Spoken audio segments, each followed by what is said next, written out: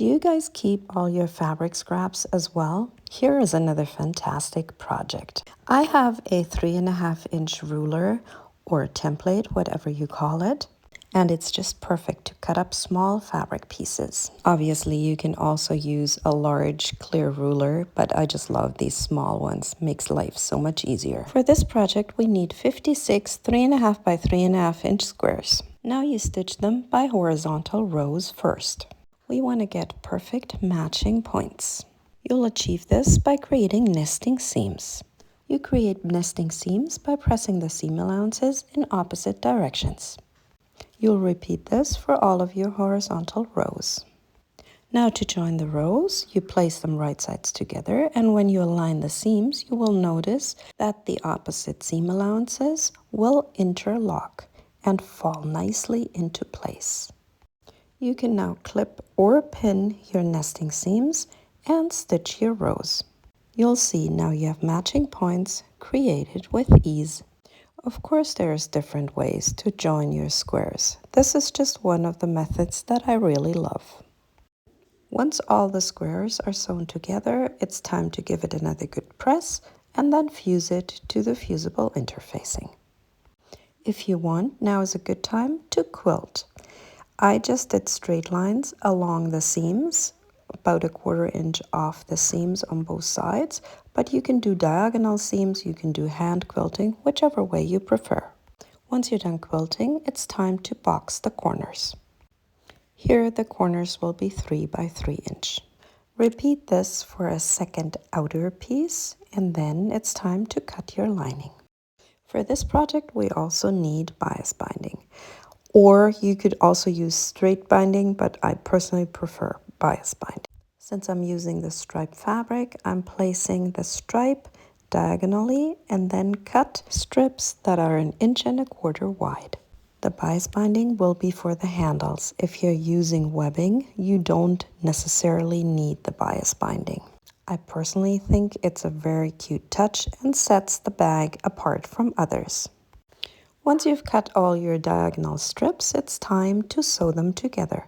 For this, you place them right sides together at a right angle and then stitch from corner to corner. And here we are, a whole big roll of beautiful striped bias binding. It's time now to cut the fabric for your handles. Then you fold the fabric in half lengthwise and give it a good press. You place the fusible interfacing on 1/2, wrong side obviously, and fuse it to the fabric. We're now attaching the binding to your handles. This means place the binding right sides together along the long edge and then stitch in place with a 1/4 inch seam allowance. The 1/4 inch sewing machine foot is perfect for that. Then you fold over the binding to the other side. Fold it over twice, you can give it a good press, and stitch in place again. Instead of pins and needles, I love using the fabric glue pen. This keeps it nicely in place and is super helpful. Et voila, you just stitched yourself the prettiest handles. Perfect stitches from front and back.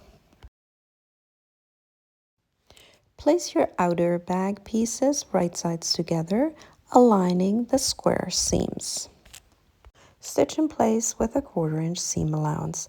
Leave the boxed corners open. We're going to do them in a minute. Repeat for the lining pieces.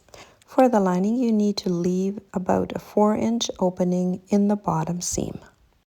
Then it's time to box the corners. Make sure you align the side seam and the bottom seam. Here again, you can nest the seams by pressing the seam allowances in opposite directions.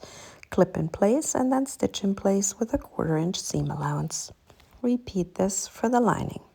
Now it's time to place the handles right sides together to the outer pieces and leave them hanging inside your outer piece of the bag. Place your lining inside the bag, right sides together in the outer piece. Now clip in place along the top edge of your bag. Start with aligning the side seams and then work around the top edge. Stitch along the top edge of your bag now with a 1/4 inch seam allowance. Go over the handles twice to give it a little bit of extra strength. Then turn the bag inside out through the opening in the lining.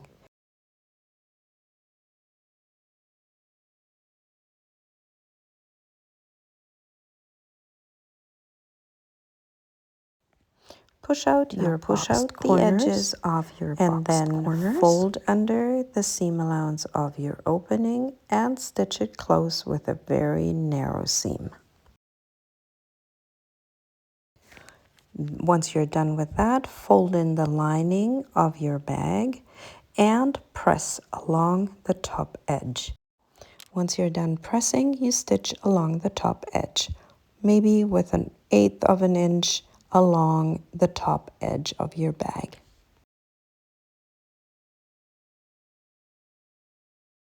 And there we go. The large size of your square one bag is all done.